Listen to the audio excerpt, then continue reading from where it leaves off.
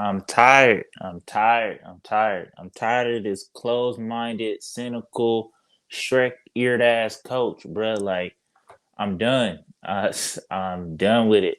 Like I said, y'all can keep trying to make up excuses and lower y'all standards for Monty and Mikhail and some of these team or for the team in general. But I'm not gonna lower my standards. You know what I'm saying? I'm not gonna lower what I expect from this team. You know what I'm saying? And I'm just tired of it, bro. I'm tired of the effort. I'm tired of the coaching. I'm tired, and it was so crazy today because I feel like Dwayne Washington, that was the that was the weirdest roller coaster I ever been on in my life. Cause it was like, if you watch the game, like the only person that was actually acting like he wasn't scared of the ball was Dwayne Washington. He was the only one actually looking at the rim. Everybody got it and was looking to go somewhere else with it. Like, all right, where can I pass it off next? Where can I go to next? Dwayne Washington was the only person actually like, I've got the ball. I'm about this is about to fly. And it was a gift and a curse at the same time. He brought us back into the game, got us down by one heading into the fourth quarter. You know what I'm saying? But it was a roller coaster for sure. It wasn't smooth. It wasn't smooth at all. But I appreciated the dog in him. I appreciated him. You know what I'm saying? Looking for his own or whatever, generating something and being that spark off the bench for sure. And I feel like he should start really realistically because I feel like you got to make a decision. You got to make a decision with this Mikal Bridges situation. I'm not trying to put the whole entire L. I'm not trying to put these entire L's, this whole losing streak on Mikal Bridges. But I just feel like I said, I feel like you got to experiment with different lineups. You got to experiment with different guys that got juice. Because it seemed like every time Mikal Bridges come down the court, he tweaking something, he grabbing something. He not trying to fight through the screen. He can't give you 100%.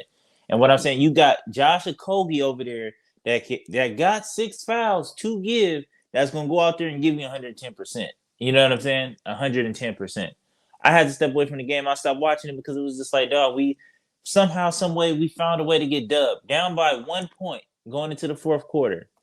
Monty ran the weirdest lineup I've ever like. Why not bring back in DA? Why not put in Dwayne? Like, I couldn't tell you. We only scored 6 points. We only scored 6 points in that fourth quarter when I stopped watching at the 2:39 mark.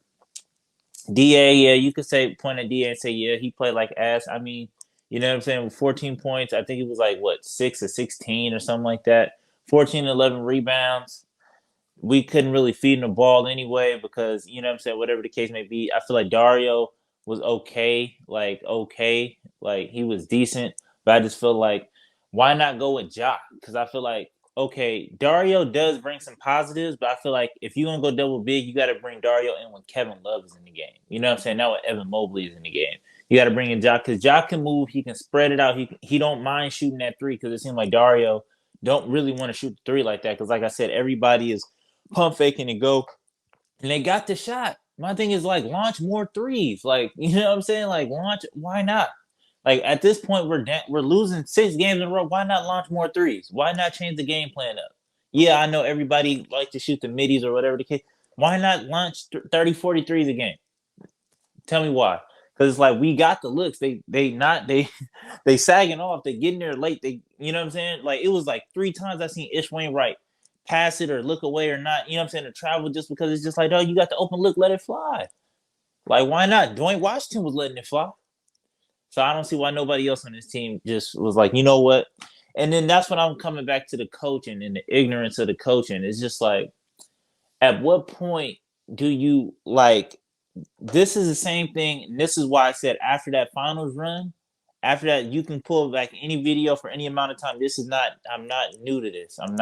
I'm not new to the Monty, whatever trade, McHale, all that. I've been saying this for a while. Ever since that Milwaukee series, I've been saying we need to get rid of Monty Williams. You can look at my old videos, whatever the case may be, because it's just like the fact that you're so close-minded with your coaching is ridiculous. The fact that you feel like you don't need to make adjustments at all is ridiculous. The fact that your personnel we're having injuries, so your personnel changes on a night-to-night basis, and you want to run with the same kind of offensive sets, knowing that these guys don't got the IQ to run a point 0.5 offense, knowing that we got young dudes out there that don't understand the point five system or how it work, or like they rely heavily on athleticism. So it's like, why not just push the pace and try to figure out a system with that? You know what I'm saying? Because when we play with pace, when we play on a fast break, that's when we're at our best. When you threw in the bench unit, we came back, we wasn't running no half court sets.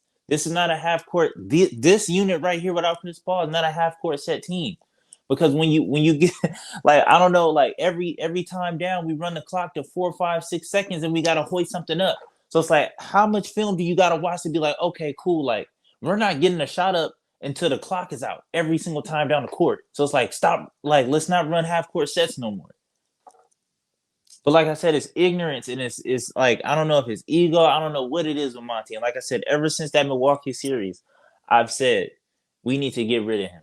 Like I'm tired of it, bro. Because it's just like I said, you're impeding what we're trying to do. You're wasting our time. If you're not gonna, if you want to push everybody else, but then you don't want to push yourself and you don't want to grow yourself, then you can go. Like at the end of the day, that's just what it is. And y'all can cape for him, and y'all could be like, okay, well, Monty is dealing with the injuries and da da da. That, to me, that's not an excuse. That's not an excuse to lose six straight, to go like the whole month of December just pure L's. You know what I'm saying? Like, we shouldn't be this bad.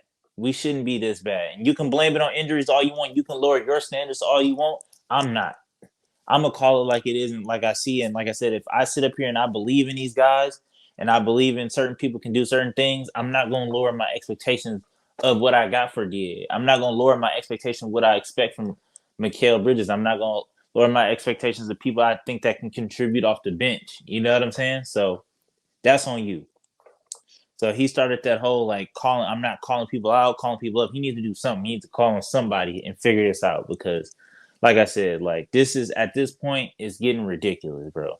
It's getting ridiculous. But man, like I said, shout out to Dwayne Washington for at least being the one on the team that wasn't scared to shoot the ball, that wasn't scared to try to get something going, even though if it was super rocky. But I appreciated it. I feel like I wish he could have playmate a little bit more, because it seemed like every time he touched the ball, it was just like he had to shoot it. You know what I'm saying? But like I said, at the end of the day, if nobody else was going to shoot it, then what else do you expect him to do? Landry Shamet is going to do Landry Shamet. We know how that goes. He's never really been consistent. Like I said, Torrey Craig he did what he could. You know what I'm saying? He did what he could. But like I said, man, hopefully we can get our rhythm back. We can get a dub on Tuesday, because the Warriors been struggling just like we've been struggling. So I feel like that should be a good mix for us. And then we typically get up for the franchise teams. Like we typically get up for the Lakers, the Warriors, and some of these other teams. So hopefully that's just what it takes. But like I said, man, my faith is growing little by little. And like I said, Devin Booker and Chris Paul coming back from injury is not the answer. You know what I'm saying? Like, we need a full team to win a championship. We can't rely on two guys. We can't rely on one guy, Devin Booker, to bring a championship by himself. So, like I said, man, until next time, it is what it is. Or let's do this. Let's do this. At least, like, I understand Mikal's playing bad, but at least ask Mikal to bring back the yellow shoes. At least, you know what I'm saying? Because he was playing way better when he was playing with the yellow shoes. It got to be something. Because, boy, I tell you. But till next time, man. Hopefully my Packers can win and make me feel a little bit better. But till next time, man. Peace.